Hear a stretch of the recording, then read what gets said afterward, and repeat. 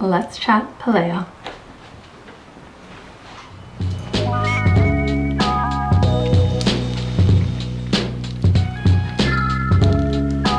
Hello, I'm Jacinta from Past That Plant, and today we are going to be repotting one of my favourite houseplants, the Pilea.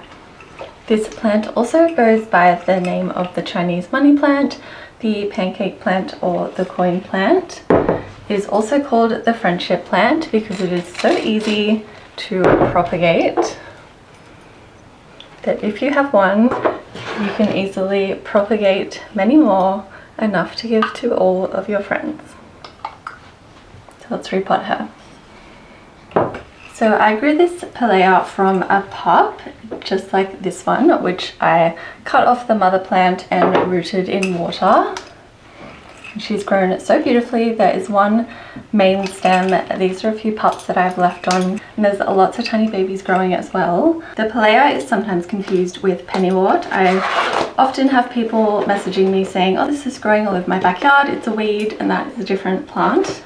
I have also seen on Facebook Marketplace people trying to sell Peperomia Raindrops as Pileas, which are also a gorgeous plant. I would have one as well, but it's just wrong.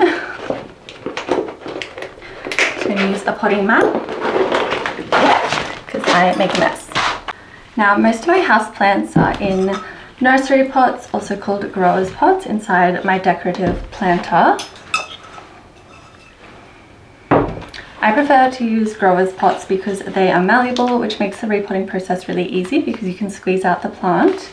You can also change the decorative planter easily. They have lots of drainage holes in them, so you don't have to worry about buying a decorative planter with drainage holes.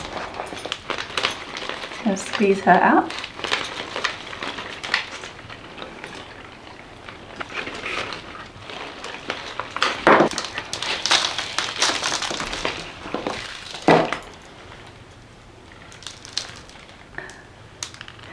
You can see it was definitely time for a repot. There are so many healthy looking roots all the way around, coming out the base as well.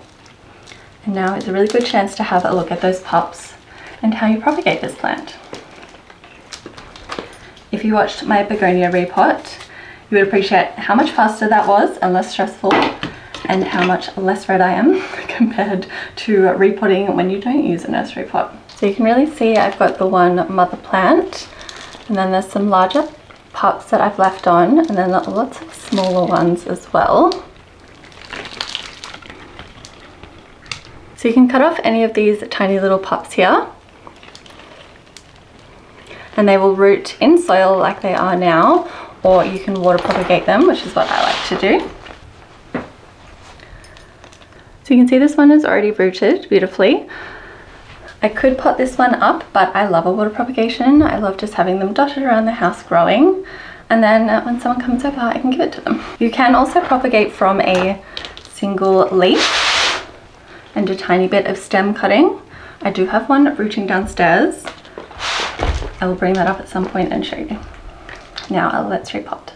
For the growers pot, I'm going to go up 2 inches in size. This was the one that it was in, and now we're going up to this one.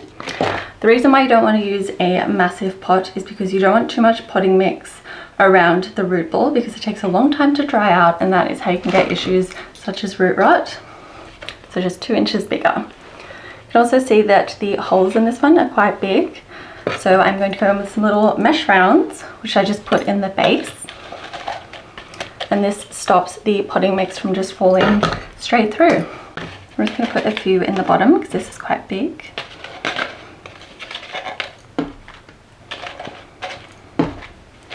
Perfect. Now, there's my potting mix.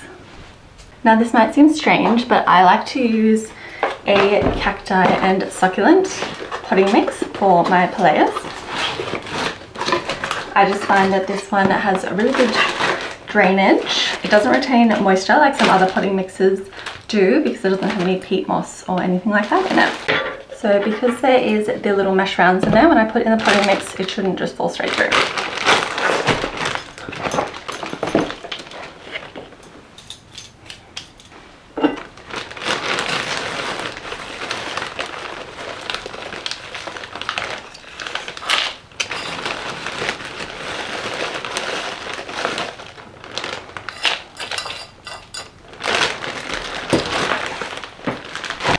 Now, some people will tell you you need to remove all the existing potting mix when you repot. I'm not one of those people.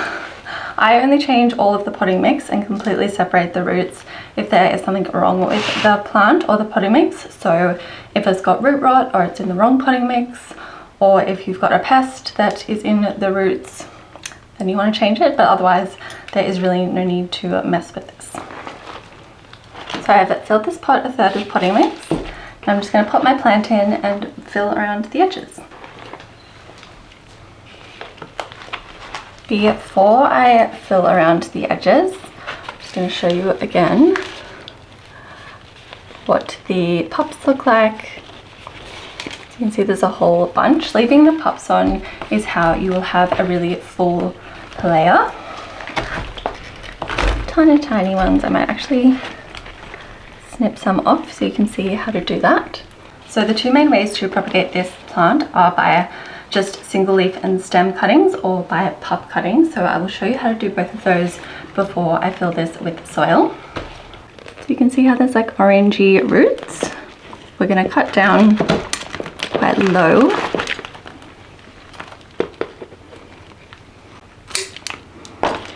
And pull that out. Tiny little pop.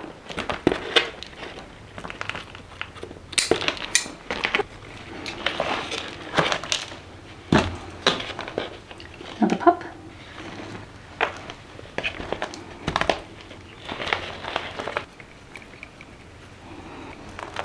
And then you can use that to propagate leaf cutting. I'm just going to put my single leaf cuttings and my little pups aside while I repot so they don't get damaged. And now just fill around these sides.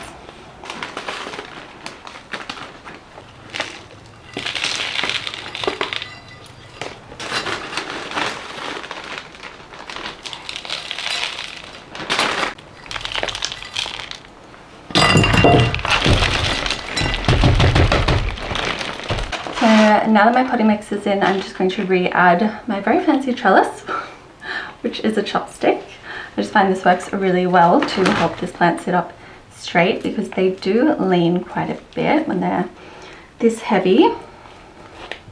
You can of course use a real plant trellis or a plant pole, or I wouldn't use a moss pole, but a trellis is a great option. Now she just stands up a bit taller and doesn't crush the little babies underneath.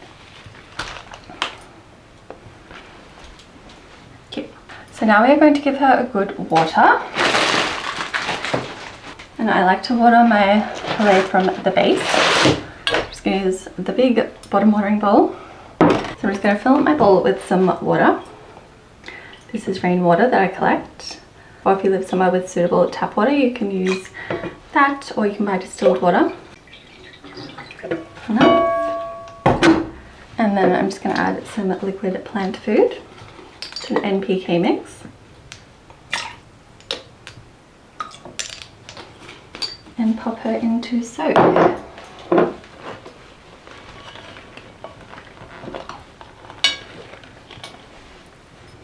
Obviously there's a lot of potting mix which has just gone in dry, so this will absorb quite a bit of water. While she's doing that, I'll just do a quick tidy up.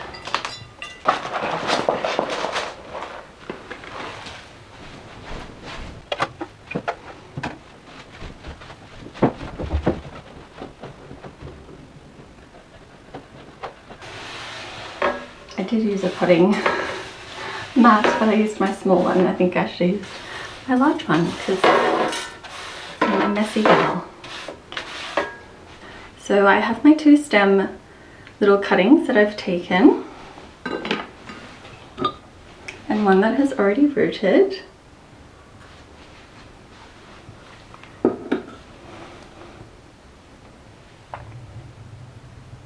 You see that? So you definitely can root them from the stem cuttings, but I will say it is much easier to just use the little pups. You can even see they sort of have little roots already. So this one has been rooting for maybe 2 months. This one has been a few weeks, so you can really see that the pup produces a lot more roots than the single leaf. So I would definitely recommend doing the pots. Now I prefer water propagation, obviously. And before putting them in the water, I do let them dry just slightly, as that decreases your risk of rot in the stem. I don't leave them for as long as I do for, say, a ficus, which I would let dry overnight. These really only need an hour or so before you pop them in water. This has been sitting in water for over 10 minutes now, so that's plenty. Did absorb quite a lot of water. I'm just going to let her drip a bit before popping it in the new planter,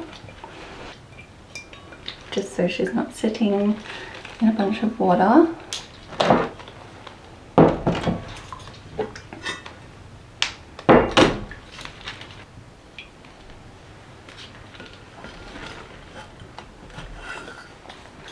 Okay, cute. Loving how this little combo looks together. Yeah, love it. Now with the propagations, I always pot them up in their own little planter, like this one, which was also a pup. I don't add it back to the mother plant because then it would almost be pointless to cut it off if you're just going to put it back in, and because they really do just make their own pups, and you can leave them on if you want a fuller looking plant. It's not like a pothos or something where you might want to cut off some vines and replant them for a fuller look. This one will fill out on her own. So she's just had a good drink, so I won't water her again for a week or so. In summer and spring, I tend to water this one weekly, and in the cooler months, I go every 10 to 14 days. I've also just fertilized her, so I won't do that again for a month. And I skip fertilizer altogether in winter and autumn when the plant is dormant. You really don't want to overfeed your houseplants. I know it can be tempting because you may hope that that'll make it grow bigger faster, but if you feed it too often, you can damage the plant and get what is called fertilizer burn, which will leave you with ugly foliage. So we don't want to do that. Now I'm going to pop her back in the same spot that she was before. This will just help prevent a bit of transplant shock. She sits in a south-facing window, and I'm in Australia, so she gets the indirect sunlight, but is in a very bright spot right up against a window. So these Pilea are indoor plants, which is why they look so perfect, with perfect round dark green foliage, with no real marks from the weather or the elements like rain and wind. But I do also have a few outside, which are just plants which I had semi-abandoned, which have grown into absolute monsters.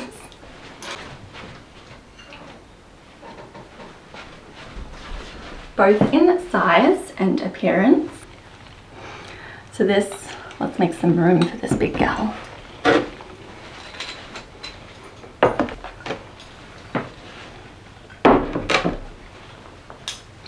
So this little beast is one that I have outside on my balcony. You can see she looks a little bit rough. Snails have been chomping on it. The leaves have some discoloration from getting wet. There is some kind of spider sac on that one. I'm Australian, I don't care about spiders.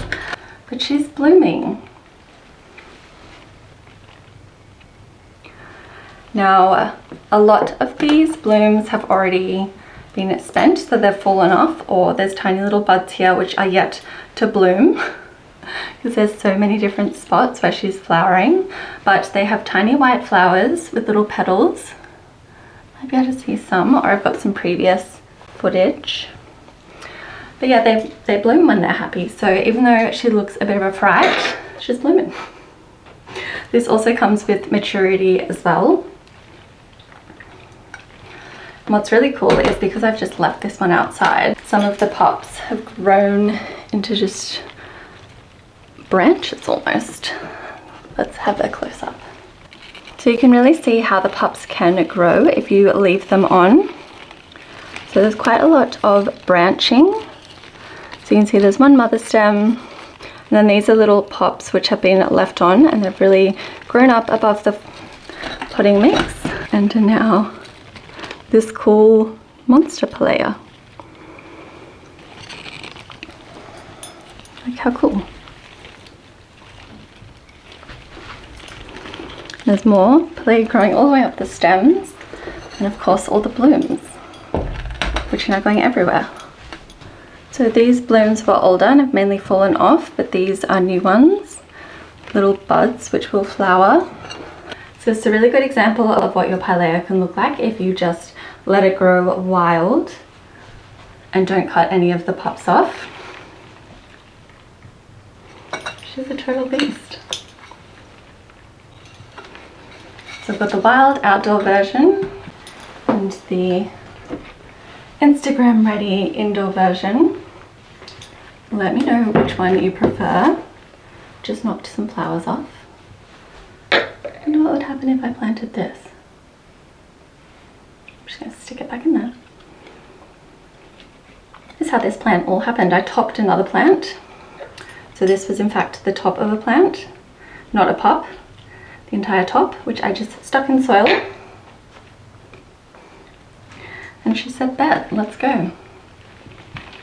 For some common issues, if your plant is starting to go a bit yellow, which you can see this outdoor monster one has, like this leaf, it is usually a sign of a watering issue or a lack of nutrients. Now obviously I've just got this one outdoors, so I can't remember the last time I fertilized it.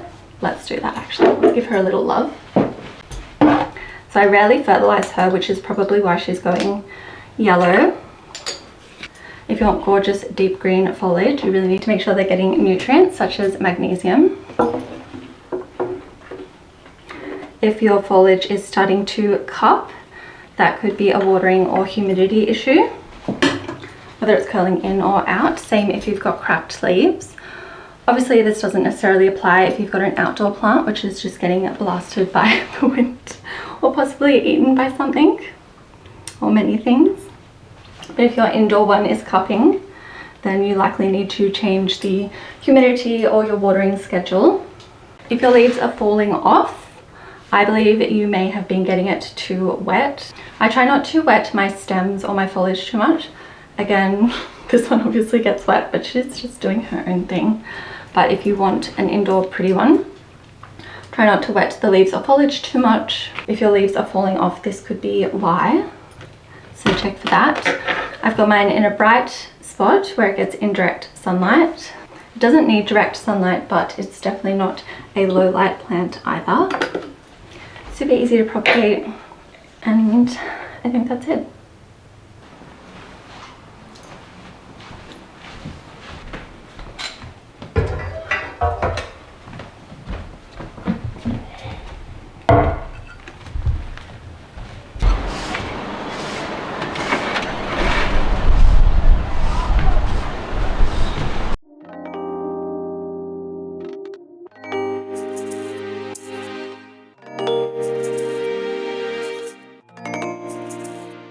Water too much like some other potting mixes do. There's a drop. Okay, it stopped. I am just going to put my tiny pups and where's my head? Hello. There is two-way